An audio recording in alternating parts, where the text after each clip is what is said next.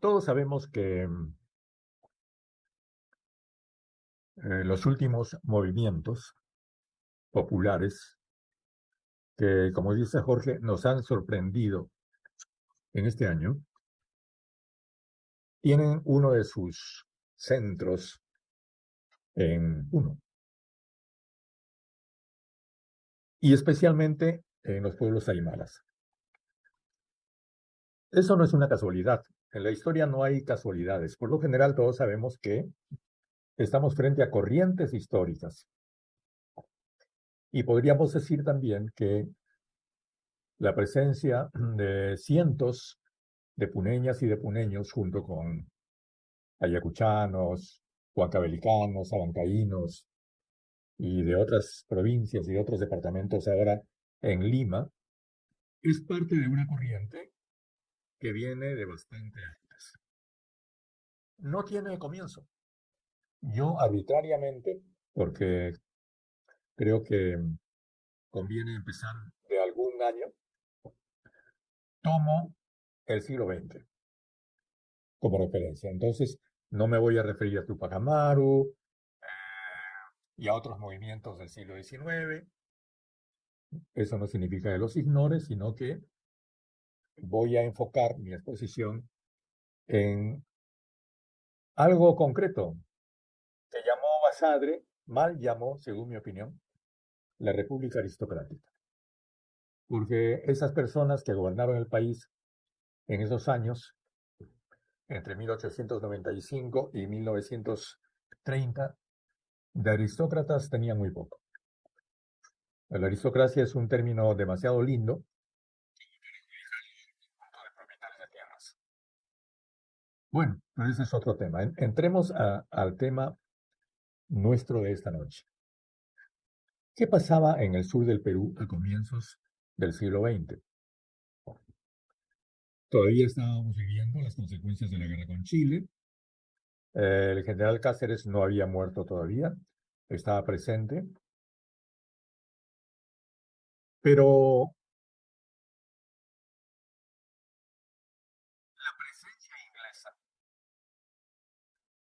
se había, se había destacado, se había profundizado, venía, como todos sabemos, también desde la independencia, se había profundizado a partir de las décadas, de los años que preceden a la Primera Guerra Mundial y que siguen a la Primera Guerra Mundial. Entonces estamos hablando de los años previos a 1914, los años que siguen a 1914 hasta 1918, y estamos en 1919, en que, como también seguramente ustedes saben, estallan un conjunto de movimientos sociales que marcarían toda la historia del Perú en el siglo XX. Estamos hablando de la jornada por las 8 horas, del Congreso Indígena del 19, del surgimiento de los que después serían partidos políticos en el año 30, etcétera, etcétera, etcétera.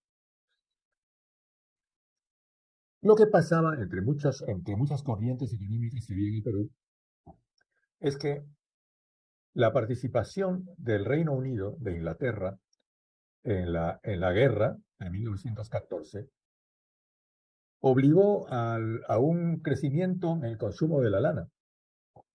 Recordemos que Inglaterra surge como potencia industrial, el primer capitalismo industrial, a partir de la industria de tejidos. Esa industria de tejidos inglesa se abastecía de lana peruana. No solamente peruana, pero era una de las fuentes de aprovisionamiento era el Perú. Principalmente la fibra de ovino, carneros y de alpacas. Hay un trabajo que hizo el que fue rector de San Marcos, sobre justamente la Casa Ríquez, lo que trabajaba la Casa Ríquez en todo el sur del Perú, donde se forma toda una red de producción que empezaba precisamente por las tierras eh, de pastos en las que eran habitadas por las comunidades aymaras y los hacendados. llamados gamonales. Cuando empieza a subir el precio de la lana, y cuando empieza a demandarse más y más lana, los gamonales, como se usaba en aquella época, empiezan a invadir las tierras de las comunidades y a arrebatarles sus pastos. Pero esta región de Puno era una región clave, estratégica, lo es todavía hoy día, porque era la región de comunicación con todo el Alto Perú, lo que se llamó el Alto Perú. Estaba el lago, estaba la influencia de Potosí, de la minería boliviana, y estaba también la lejana influencia que en los comienzos del siglo XX se realiza a través del tren que llegaba hasta Buenos Aires. Entonces, toda la parte de las provincias de Melgar, de Azángaro, era realmente una especie de nudo estratégico que explica también el surgimiento en aquellos años de una poderosa y sofisticada intelectualidad, élite intelectual del sur. El hecho es que los naturales se van apropiando de las tierras, se va produciendo simultáneamente una progresiva, gradual y cada vez mayor resistencia de las comunidades.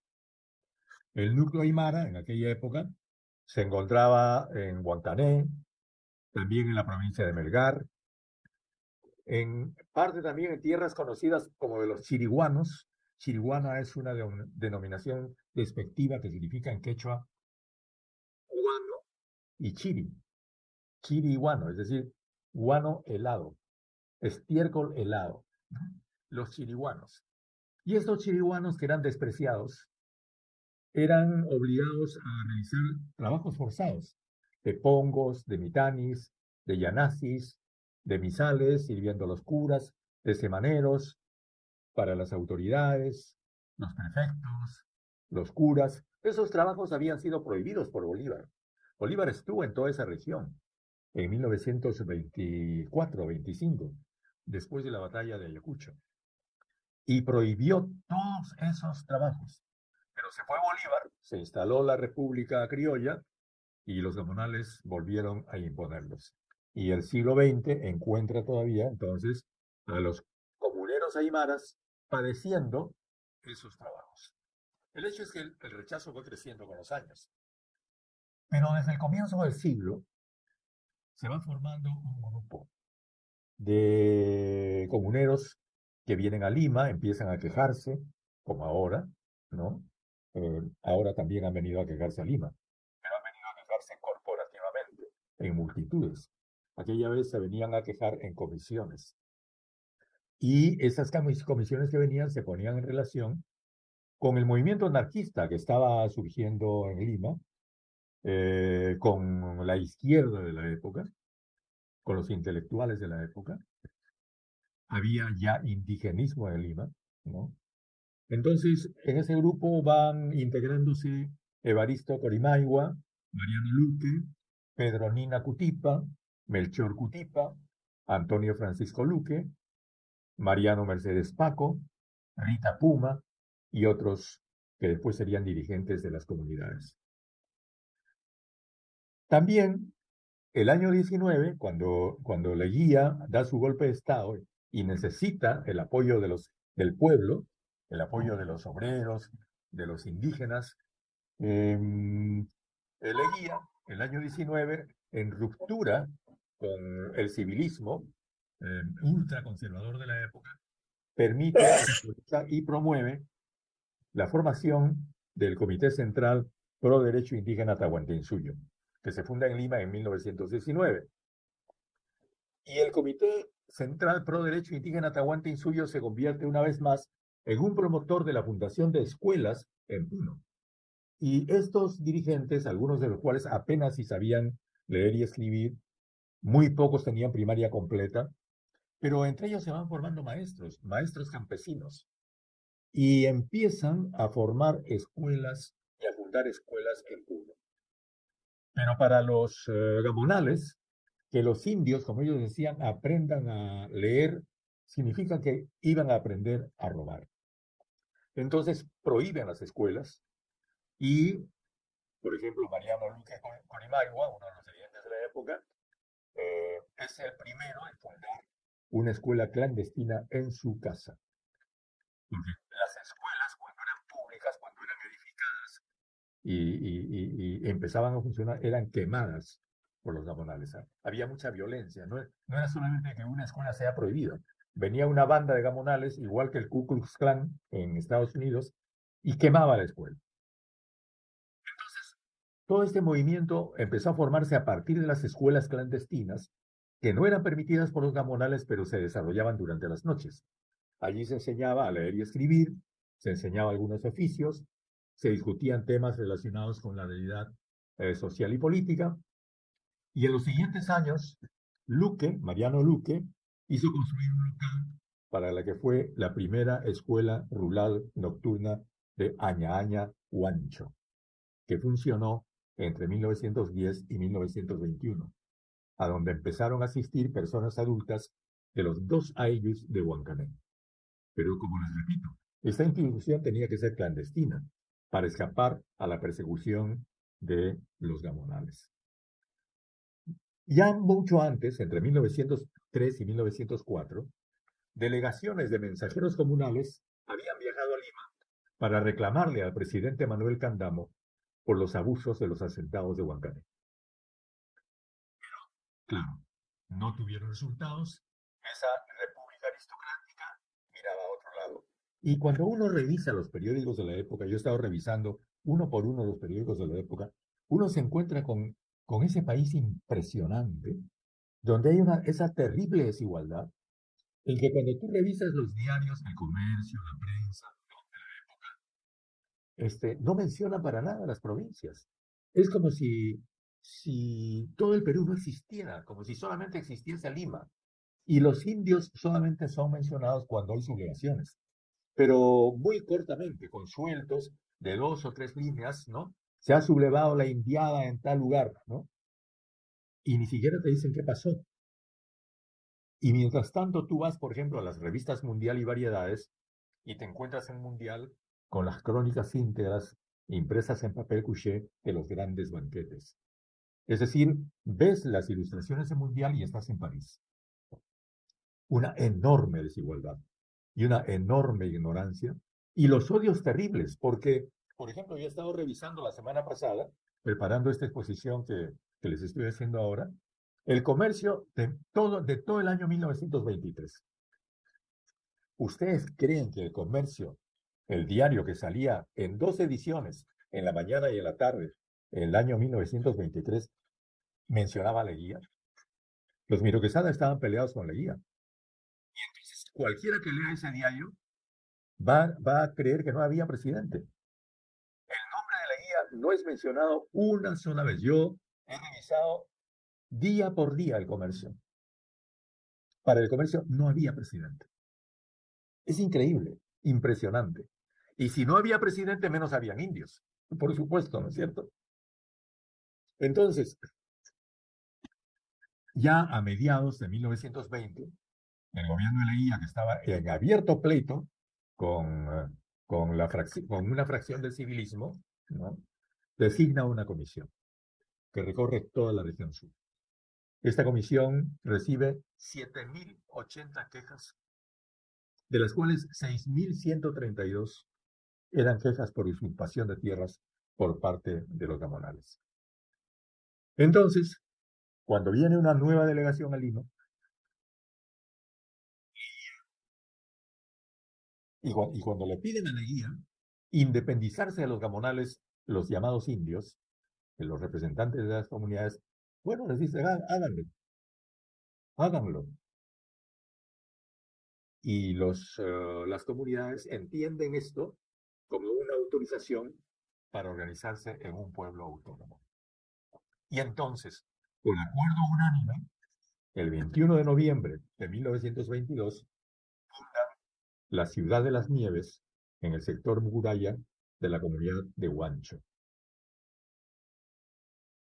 Y el 7 de agosto de 1923, varios meses después, unos 6 o 7 meses después, los delegados de los Ayllus Aymaras reunidos en asamblea, acuerdan fundar no solamente una ciudad distinta, una sociedad distinta, que llaman la República del Tahuantinsuyo, con su capital, la llamada Ciudad de las Nieves, Huancho Lima. Es elegido presidente Carlos Condorena. Evaristo Corimaigua es designado responsable del sistema educativo, director de la Escuela de Artes y Oficios de la Nueva República. Otro dirigente fue Antonio Francisco Luque, hijo de Mariano Luque Corimaigua, los pocos que tenían instrucción secundaria en ese grupo. Él era un campesino instruido, conocía de trámites judiciales, hablaba castellano perfectamente, manejaba armas, asistía a congresos donde planteaba temas educativos, conocía y visitaba a José Carlos Mariátegui en Lima, y en su discurso de inauguración, Carlos Condorena dijo: miro el cielo, como lo hizo Pedro Vilcapasa antes de morir, para darnos la vida a nosotros, y digo junto con él que no será fácil la lucha que hoy emprendemos. Este es un paso decisivo en la historia y de aquí no hay regreso al pasado. Pase lo que pase, nuestro pueblo será la capital de la justicia social. Y entonces acuerdan construir una ciudad. Y lo extraño es que la ciudad que ellos planean, porque diseñan incluso un plano de la ciudad, era una reproducción de Lima, pero India, con su palacio de gobierno, su Cámara de Senadores y Diputados, su Palacio de Justicia, municipio, iglesia, edificios para los ministerios, universidad, amplios ambientes para las escuelas, parques, plazas, pazuelas grandes, toda, diseñan todo un país y toda una capital y encargan la redacción de la nueva constitución a un grupo de abogados y acuerdan que las nuevas leyes serían discutidas y aprobadas en asambleas y que los amautas enseñarían a los niños a leer y escribir. Pero uno de los acuerdos que toman es que nadie lleve sus productos a Huancané, porque en Huancané vivíamos de Monales, y que nadie acepte los servicios gratuitos para los curas y las autoridades. Eso significaba ya una rebelión. Y el 3 de diciembre de 1923 se produjo una rebelión armada en Vilquechico, Inchupaya, Mu, Rosaspata y Cojata. El 16 de diciembre de 1923, un congreso indígena reunido en Huancho, con delegados de varias provincias y apoyo del Comité Pro Derecho Indígena Tahuantinsuyo y de la Federación Indígena Obrera Regional del Sur, acordó cercar Huancané. Los sublevados exigieron la devolución de tierras usurpadas a las comunidades, la creación oficial de escuelas y el castigo para quienes habían victimado indígenas en todas las escaramuzas en que los gamonales acostumbraban matarlos. Leguía calla, no adopta ninguna actitud, pero el 13 de diciembre de 1923, y fíjense ustedes, compañeras, compañeros, qué similares son los hechos. Ahora se ha mandado una expedición punitiva del ejército a Juliaca este año. Así también, el 13 de diciembre de 1923, a bordo del barco mercante El Inca, llega al puerto de Vilquechico el mayor Luis Minatea, al mando de 400 hombres del batallón Infantería 15 de Puno, portando 20 ametralladoras, 300 fusiles, 200 caballos y órdenes del Ministerio de Gobierno de matar. Llegan a Huancholima, la sitian un día domingo cuando están todos los campesinos reunidos allí, encuentran una gran concentración de campesinos y los ametrallan. Hubo muertos incontables y aquellos que fugaban los perseguían. Corimaigua Fue el primer huancheño fusilado el domingo 16 de diciembre de 1923 a las 10 de la mañana en la puerta de la capilla del centro poblado de Huancho. Su cadáver fue rescatado por sus familiares después de haber sido devorado por los perros. Ese mismo domingo, a las 10 de la mañana, fueron acribillados más de 2.000 campesinos. Cuando fue liberado de la cárcel de Huancané y conducido a Cocahuata, Luque, otro de los dirigentes, fue fusilado y fondeado en el río Huancané la noche del 10 de enero de 1924. Saquearon el ganado de las comunidades, quemaron las viviendas y los locales escolares, destruyeron el naciente pueblo de Huancho Lima los días 28 y 29 de diciembre de 1923. Los gamonales se repartieron el botín que sustraían a los campesinos. Y en enero del año siguiente, 1924, decenas de campesinos fueron fusilados, decapitados y arrojados al río. Los indígenas se defendían de los fusiles y ametralladoras con hondas, piedras y palos. Hubo un juicio que duró 4 años, habiéndose encarcelado a los principales dirigentes sobrevivientes. Y el diputado civilista Juan de Dios Salazar logró recién, el 12 de junio de 1927, 3 años después, o 4 años después, que se aprobara una ley de amnistía y corte de juicios, pero ya habían muerto miles de campesinos y de campesinas. La versión oficial ocultó los terribles acontecimientos y dio una versión distinta. El 12 de diciembre del 23, el Eco de Puno dijo, dijo que los sublevados organizaron un perfecto plan de campaña cortando todo tipo de comunicaciones terrestres y telegráficas. Los presentó como un ejército organizado. El comercio de Lima dijo que había recibido un telegrama de un vecino de Huancané, puesto desde Puerto Acosta, de Bolivia, el día anterior, informando que Huancané estaba rodeada por más de 10.000 indios, que las vías de comunicación estaban cortadas, la situación era gravísima y pedía auxilio a la subprefectura. El 21 de diciembre, en la Cámara de Diputados, el representante Vidalón manifestó que había recibido copia del parte oficial de las autoridades de Angaraes sobre el movimiento indígena de carácter revolucionario, que dichas autoridades, dijo Vidalón, habían dominado sin derramamiento de sangre, solo con medidas sagaces y oportunas, y solicitó oficiar al ministro de Gobierno expresándole la congratulación de la provincia de Angaraes que él representaba. Y el 21 de diciembre, en la sesión del Senado, el señor Costa dijo que él había recibido comunicaciones que hacen ascender el número de los sublevados a 4.000 perfectamente armados de rifles, lo que constituía un peligro público, y había solicitado al ministerio respectivo tomar las medidas correspondientes.